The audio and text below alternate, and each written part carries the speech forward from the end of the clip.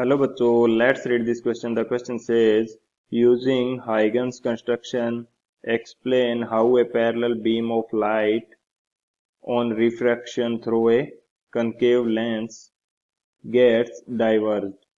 तो इस क्वेश्चन के अंदर हमसे क्या बोला गया है कि हमें हाइगन्स कंस्ट्रक्शन को यूज करते हुए ये एक्सप्लेन करना है कि एक पैरेलल बीम लाइट की यदि इंसिडेंट करवाई जाए कनकेव लेंस के ऊपर तो वो डाइवर्जन किस प्रकार से शो करती है। तो इसके लिए जो की कंसेप्ट होगा वो हम लोग देख लेते हैं। यदि बात करें की कंसेप्ट की तो की कंसेप्ट हमारे पास क्या हो जाएगा इस क्वेश्चन के लिए। की कंसेप्ट हमारे पास होगा Huygens construction for a plane wave front. Huygens construction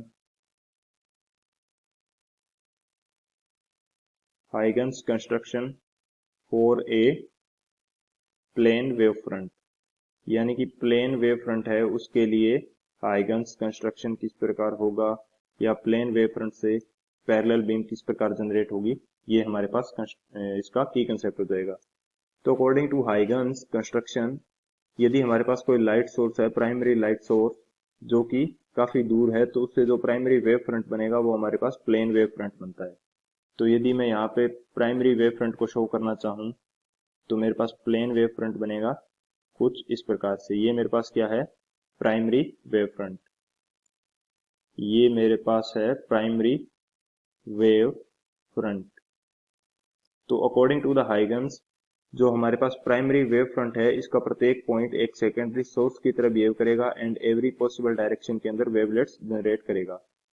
तो यदि मैं यहाँ पे कोई दो पॉइंट ले लेता हूँ इसको शो करने के लिए, यहाँ पे मैंने पॉइंट लिया ए एंड यहाँ पॉइंट लिया मैंने बी, तो ये दोनों पॉइंट सेकेंडरी सोर्स की तरह बिहेव करेंगे एंड एवरी पॉसिबल डायरेक्शन के अंदर वेवलेट्स जनरेट करेंगे। तो इन वेवलेट्स को मैं एक सर्कुलर फॉर्म के अंदर शो कर देता हूँ। तो ये कुछ इस प्रकार से एक सर्कुलर फॉर्म के अंदर वेवलेट्स जनरेट करेंगे सेकेंडरी सोर्स, एंड इसी तरह पॉइंट बी जो है वो भी एवरी पॉसिबल डायरेक्शन के अंदर वेवलेट्स जनरेट करेगा। एंड हमारे पास जो वेव मोशन की डायरेक्शन है वो किस प्रकार से है, वेव मोशन की डायरेक्शन कुछ इस प्रकार से है हमारे पास। अब जो हमारे पास सेकेंडरी सोर्स के कारण वेवलेट्स जनरेट हुई हैं उनके ऊपर यदि टेंजेंट खींचा जाए इन द डायरेक्शन, यानी जो हमारे पास वेव मोशन की डायरेक्शन है उस डायरेक्शन के अंदर जो हमारे पास वेवलेट्स है उनके ऊपर यदि एक टेंजेंट खींचे तो वो टेंजेंट किस प्रकार से होगी, वो हमारे लिए बिहेव करेगी सेकेंडरी वेव फ्रंट की तरह। तो वो हम टेंजेंट खींचते हैं।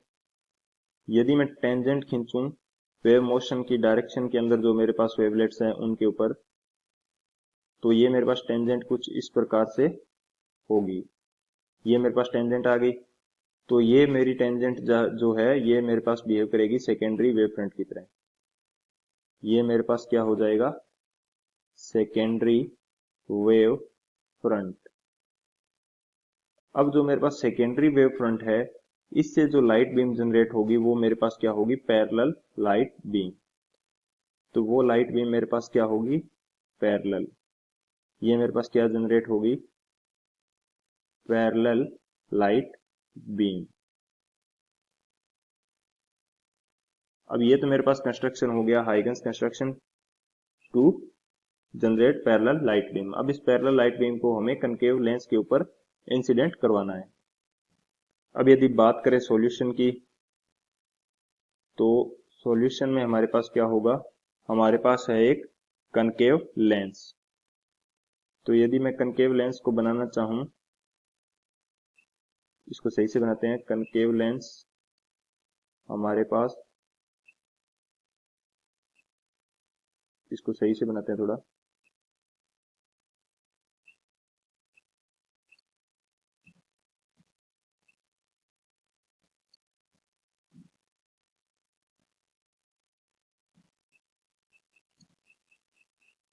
ये हमारे पास क्या है, एक कनकेव लेंस है and this is the axis of concave lens. ये हमारे पास इसकी क्या है, एक्सिस है। अब इसके ऊपर एक जो लाइट बीम है पैरेलल वो इंसिडेंट करवाई जाती है। तो यदि मैं इसके ऊपर एक पैरेलल लाइट बीम इंसिडेंट करवाऊं तो ये मेरे पास एक पैरेलल लाइट रे आ रही है। ये इससे रिफ्रैक्शन के बाद में कुछ इस तरह से डाइवर्ज हो जाएगी।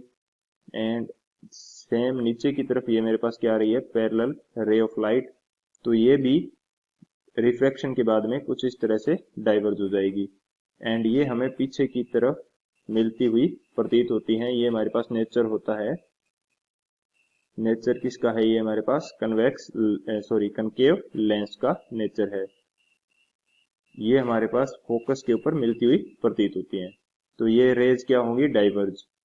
तो यहाँ पे यदि मैं लिखना चाहूं तो ये मेरे पास हो जाएगा diverging nature of concave lens, diverging nature of concave lens. तो ये हमें शो करना था कि किस प्रकार से ये डाइवर्ज हो जाती हैं। So this is the final answer. I hope you understood it well. Best of luck. Thank you.